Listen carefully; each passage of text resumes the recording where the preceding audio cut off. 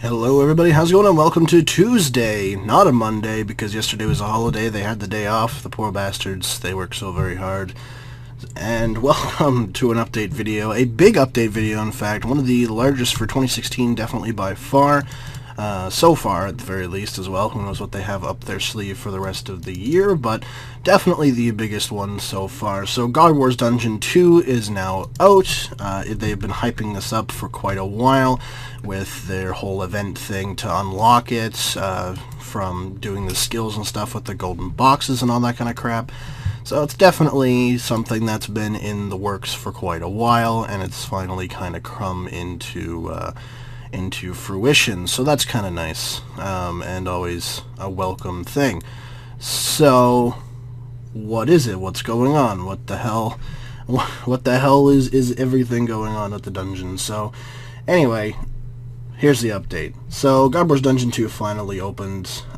Essentially, what God Wars Dungeon 2 is a big battleground located in the desert, fairly close to the town of Narda, which is kind of nice. So there's a bank fairly nearby, which is always a good thing. With the original God Wars, there was no bank anywhere near. It's just they eventually put in stuff like teleports and whatnot to get there even faster than normal, so it did help. But yeah, it's located, of course, like I just said, by Narda, and there are 4 gods doing battle there, much like other God Wars dungeons, though they did add like next later on.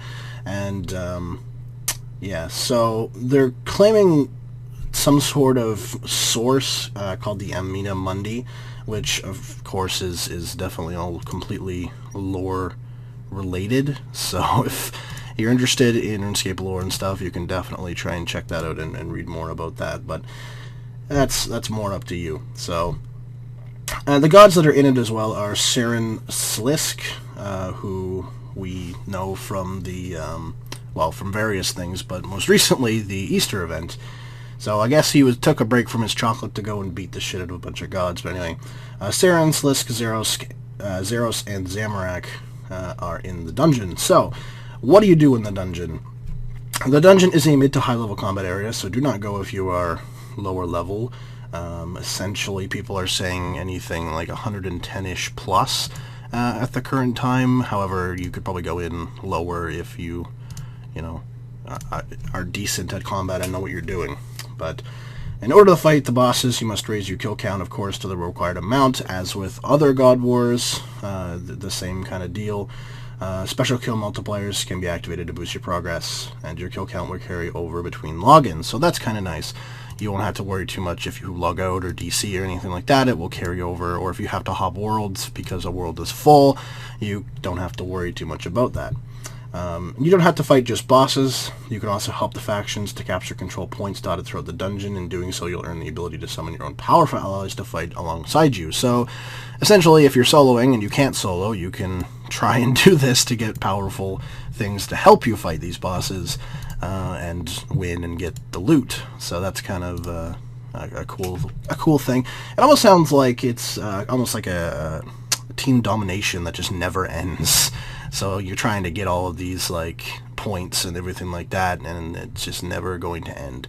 So that, I don't know, it sounds kind of interesting. It sounds like a different concept to God Wars, where the other God Wars was just like throwing a mess of creatures in and having them all want to kill each other. Well, this one seems a bit more maybe organized, especially in the early days, because people are going to be down there obviously doing it and killing them, and I imagine it's absolutely fucking packed in there right now. Maybe not as packed as it could be, but it's definitely going to be quite busy in there. So how do you start? This content is for members only. Sorry, everybody that's free to play. You do not get to try the dungeons as per usual. I guess that shouldn't go without saying. As I said before, it is located in the desert west of Narda. It's north of the Agility Pyramid as well. There is a path from Narda going down. So it's fairly simple. If you can't find it from Narda, there's something wrong with you. Just saying. The first area you will enter will contain people from various factions within the dungeon. Performing tasks and handing in objects to them found within the dungeon will earn you reputation with those factions. Accumulated reputation unlocks certain rewards, so that's kind of interesting. It almost seems like a lot of this is going to be like not new items in the game that are tradable, but more new items in the game that are untradeable. And I'll explain that in a minute.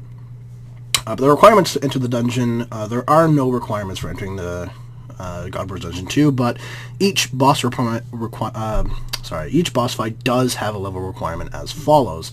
Saren's General, I'm not going to try and pronounce some of these, I'm just not. 80 Magic, the Twin Furies, which is Zamorak's General, 80 Range, Vindicta and Gorvek, which is Zeros' General, 80 Attack, and Gregorvik, which is Slisk's General, you need 80 Prayer. So I think I can do all these, actually. That's kind of nice. I'd probably get my ass kicked, but I could do all of them. Interesting. I wonder how they're going to do it with Friends Chat with, like, loot share on for some of these items, but I don't know. Anyway, rewards and reputation. So this is the kind of the big thing. This is what people are going there for. People really don't care about anything else. Firstly, defeated bosses have a chance to drop non-wearable dormant armor pieces and their faction's crest. If you combine the crest and the dormant armor piece to create a certain piece of wearable non-degrading, let's keep that in mind, level 80 armor. So that means that this could be now the best non-degrading armor in the game. Because pretty much everything past fucking, like, bandos and stuff at this point is degradable. Everything is degradable. So this could be now the best non-degrading armor, which could be a good thing, and that also means that its price is going to stay fucking high forever, but whatever. Wearable armor can then be upgraded to degradable level 85 armor with essence gained from the bosses. Each boss armor suits a particular discipline, so melee Zeros, range Zamorak, magic Saren, and hybrid Slisk, which makes sense. It basically follows what you need in the requirements to get in there. If you need 80 attack, obviously he should drop melee, because it would be dumb if he dropped magic armor. That would just be weird. So it's good that they're coherent, I guess. Anyway.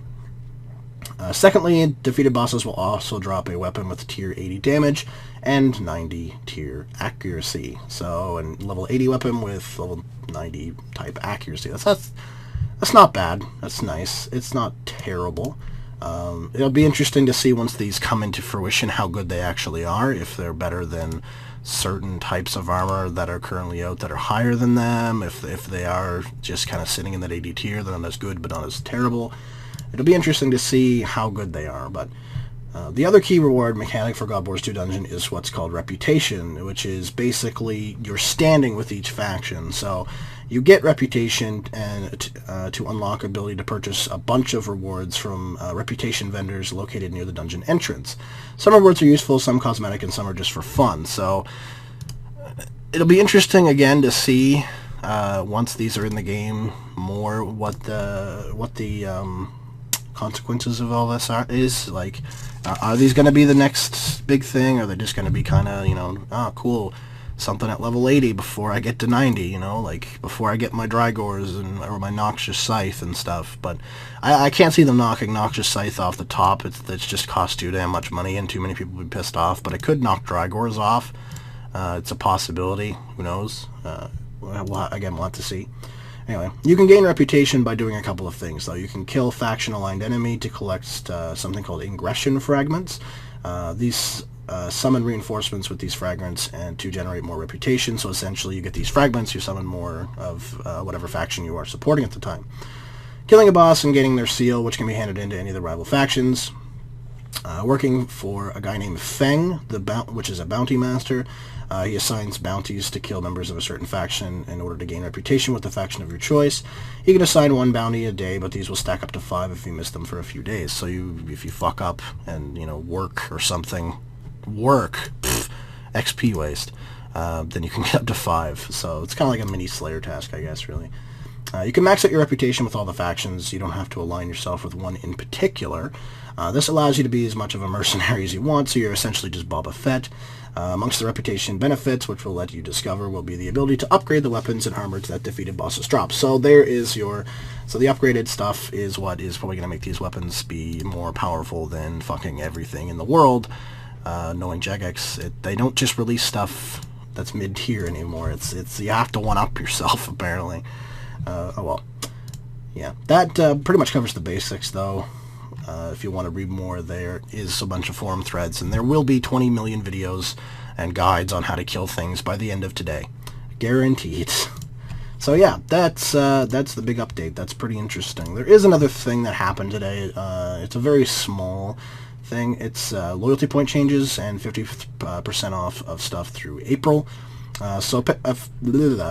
They're making changes to the loyalty point program to simplify pricing and revitalize some of the rewards.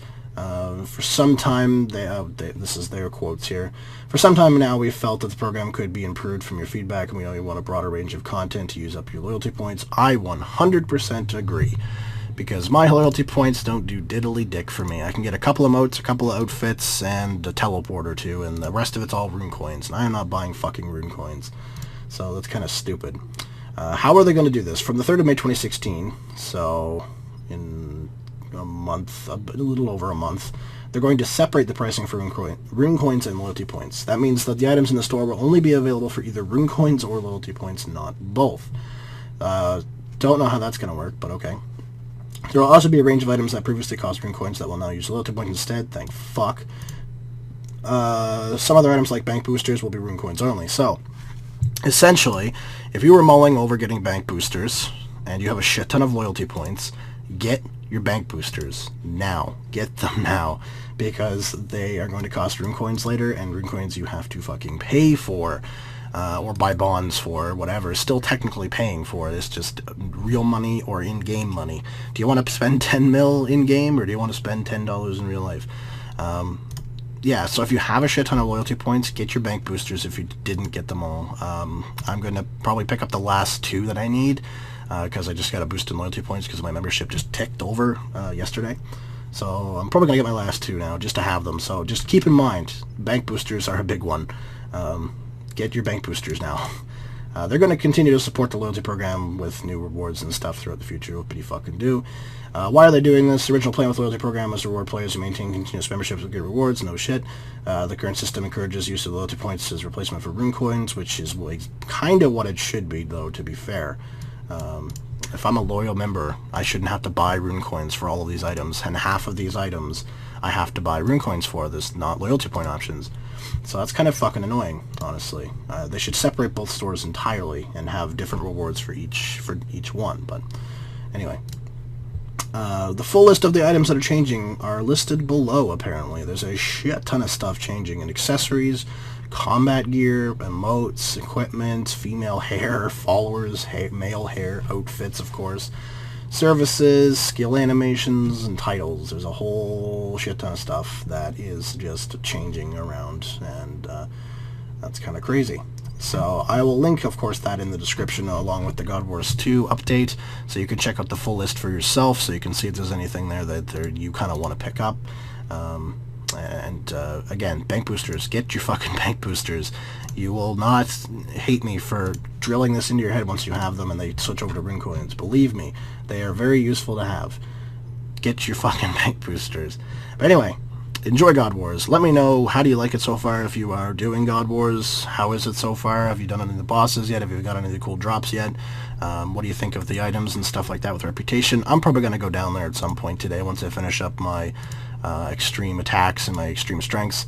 Probably going to go check it out and see what the whole hubbub is and stuff. Maybe kill some stuff, who knows, dude, just have a break from skilling. I got 99 Cook the other day, which I've been sitting for like a week doing, and now I'm doing Herblore, which is eventually just going to kill me. All of this skilling. I've just been sitting in Combat Academy forever. I could tell you the names of everybody here, even though they don't have names, because people here name them. So, yeah, driving me absolutely insane. So I'll probably wander down there at some point, but otherwise, that's it from me, guys. Thank you very much for watching, and I will see you later on this week with a vlog, and Friday with a guide. Peace.